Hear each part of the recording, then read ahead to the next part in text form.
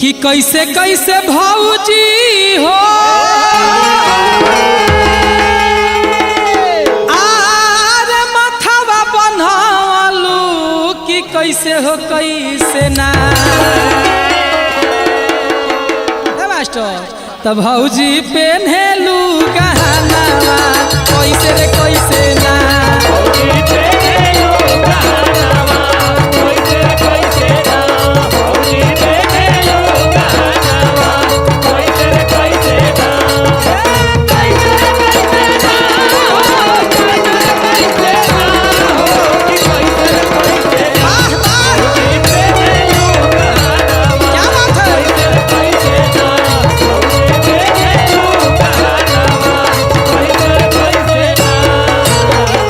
भौजाई अपना देवर से कैसे कहतारी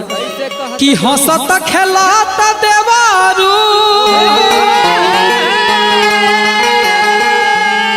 आरे माथावा बनवनी कि रोई हो रोइना कि देवरू पेन्हिले गहनावा रोई हो रोइना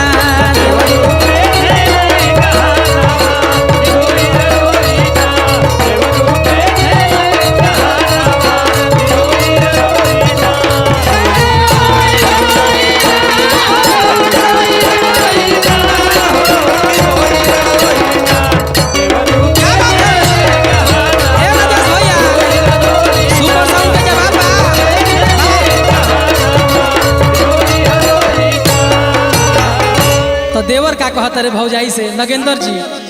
कि काले के आइलू भौजी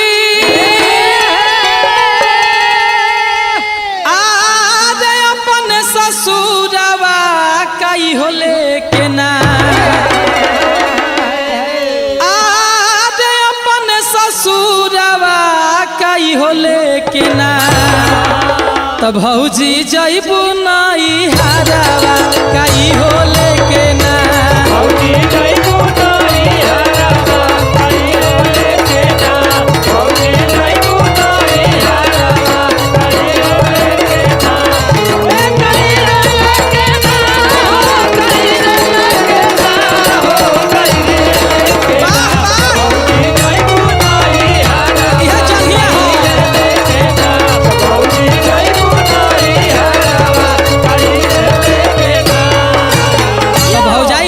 कैसे कहतारी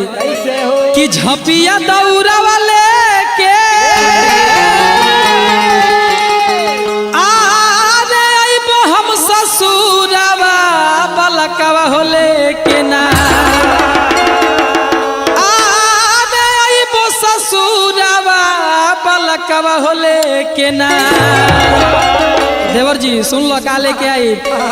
देवरू जाई बनई हारावा बलकवा होले के ना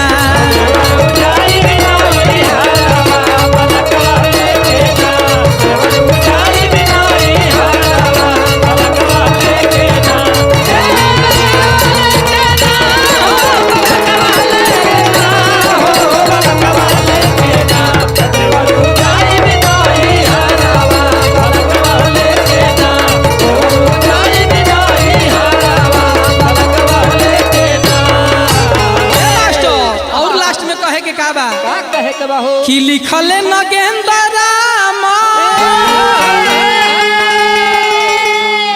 आर पूर्वी में झुमारिया बनल हो रहे ना आर पूर्वी में झुमारिया बनल हो रहे ना इनकर घरावा दुआरावा बनल हो रहे ना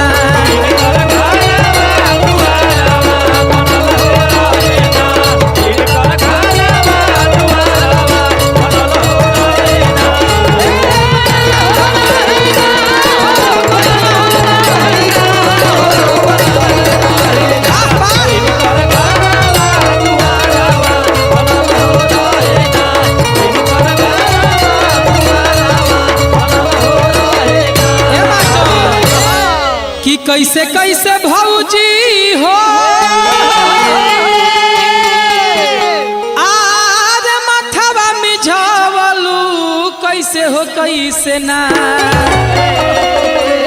तो भौजी पेन्हेलू गहनावा